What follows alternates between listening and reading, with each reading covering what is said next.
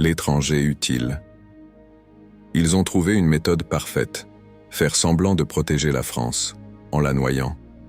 Chaque année, on nous parle de frontières, d'ordre, de sécurité. Mais pendant qu'on parle, les portes s'ouvrent toutes seules.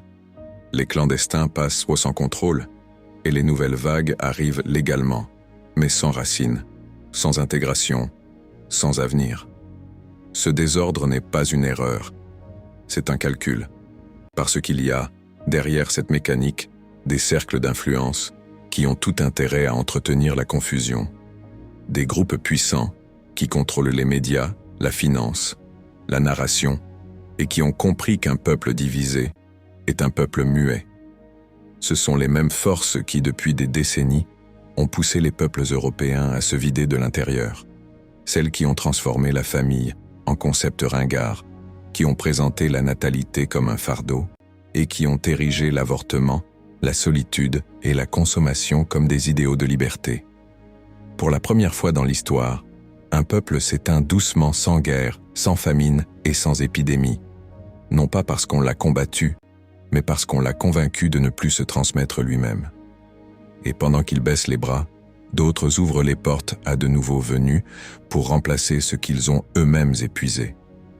Et derrière ces flux, il y a les mêmes forces qui font semblant de s'indigner, mais qui ferment les yeux sur les injustices et les crimes. Regarde les peuples opprimés, martyrisés, ceux dont on efface la mémoire, qu'on enferme ou qu'on affame, pendant que d'autres bâtissent leurs empires sur leurs ruines. On a appelé cela civilisation. Alors, on mélange tout.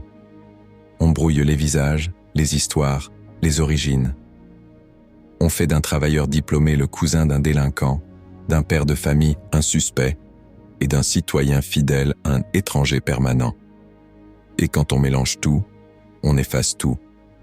Derrière ce chaos organisé, il y a une intention, faire taire ceux qui pourraient parler avec légitimité. Ceux qui sont ici depuis longtemps, qui connaissent le pays, sa langue, ses valeurs, qui paient leurs impôts, élèvent leurs enfants, et qui ont surtout une mémoire, une conscience, et le courage de dire ce qu'ils voient. Cela dérange, parce qu'ils savent reconnaître le mensonge, et qu'ils savent qui le fabrique. Ils savent que tout cela n'est pas un hasard, mais un projet, brouiller les origines pour brouiller les consciences. Alors, on ouvre de nouvelles vagues, on fait entrer des foules entières sans repère, et on s'en sert ensuite pour pointer du doigt les étrangers. Et ceux qui crient en le plus fort « trop d'immigration » sont souvent les mêmes qui tiennent la porte ouverte, parce que ce désordre, ce n'est pas une faiblesse, c'est une arme de contrôle, et ceux qui la manient savent exactement ce qu'ils font. Mais la vérité, c'est que ceux qu'ils appellent encore étrangers ne le sont plus. Ils sont ici, enracinés, loyaux, cultivés, souvent plus utiles, plus lucides, plus éveillés que ceux qui prétendent leur faire la leçon. Et si on s'efforce de les maintenir dans la case de l'étranger, c'est pour une raison simple.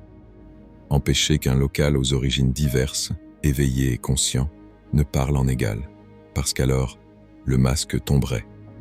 Texte de